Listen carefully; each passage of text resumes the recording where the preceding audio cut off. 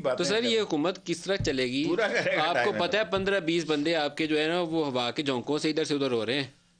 फिर मैं आपसे बात अर्ज करूं, बुरा तो नहीं बनाएंगे सर?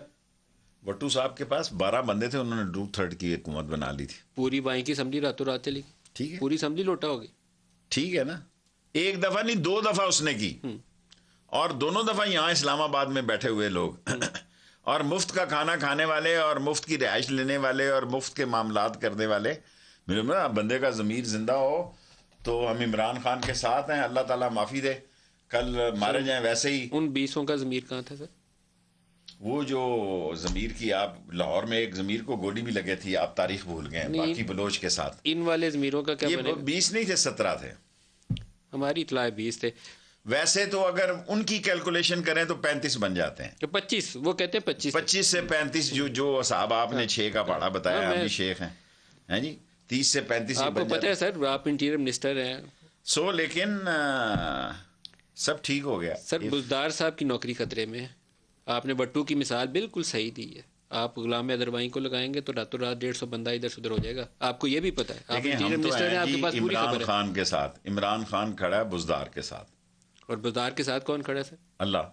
वो 2.5 साल उसने भी लगा लिए। अगर आपके पास फोन होता है, मुझे तो आता नहीं, जरा चीफ मिनिस्टरों के नाम लें, कितने कितने महीने रहे चीफ मिनिस्टर जी। तो भुट्टो के दौर के चीफ मिनिस्टर लगा, भुट्टो तो रहने देते किसी को, वो तो आप भुट्टो के दौर के चीफ मिनिस्टर्स के रिकॉर्ड निकालें, ऊपर नीचे छुट्टी होती थी।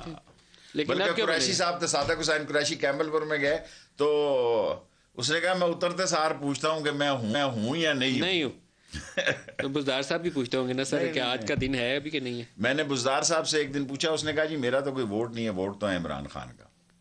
सो मैं ये कहूँ कि मेरे साथ कोई वोट है तो मेरे साथ तो अल्लाह के बाद इमरान खान है। क्या ये जो खबर चल रही है प्राइम मिनिस्टर ने फाइनली इस पे गौर किया है कि इसको तब्दील कर दे? अभी मैं आपके इंटरव्यू के बाद उनसे ये सवाल करने चला हूँ, आप अफवाहें चला रहे हैं, मेरे ख्याल में वो उस्मान बुज़दार के साथ खड़ा है। आपको पता है 2 अफवाहें हैं, एक उस्मान बुज़दार की तब्दीली की और ख़ुद दूसरा जिनका भी आपने नाम लिया है, आज़म खान की। उनको बना रहे हैं चीफ? नहीं जी, उनको हटाने की, कि उनका भी तबादला किया जाएगा। देखिए, मैं उन वजीरों में से नहीं हूँ, को काम होता है तो शॉर्टली मैं उनसे ज़रूर बात करता हूँ, ये और मेहनती आदमी है। देखिए नाराज़ मैं क्या कहूँ, मैं कहूँ जी फलाने सेक्रेटरी को लगा दो, मैं ये कहूँ कि फलाना लगा दो, तो उसने कहना मैंने नहीं लगाना, मेरी बला से जो सेक्रेटरी लगे।